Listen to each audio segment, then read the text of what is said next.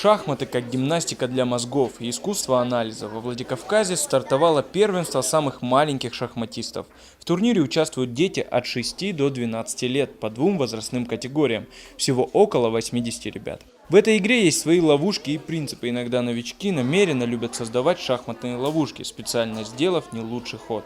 Но спустя несколько минут могут уверенно поставить сопернику шах или мат. После 7 туров общее количество очков подсчитывают по швейцарской системе. Турнир проходит без выбывания и позволяет для определения победителей обойтись небольшим числом туров при большом числе участников. Первенство проводится 4-й школой 2 раза в год. Победителей ждут кубки, медали и грамоты. Детям будут присвоены детские, юношеские и спортивные разряды.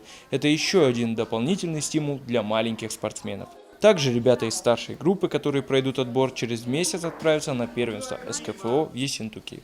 Шахматы набирают популярность в Северной Осетии. За последнее время в республике появились новые шахматные клубы. Базы наши детские расположены по всей республике, во всех школах практически. У нас долгое время отсутствовало в республике шахматы, когда у нас закрылся шахматный клуб. И вот руководство наше возродило, сделали в нашей школе отделение шахмат, есть федерация шахмат. И я же говорю, в каждой школе, в городской у нас есть группа, практически в каждой.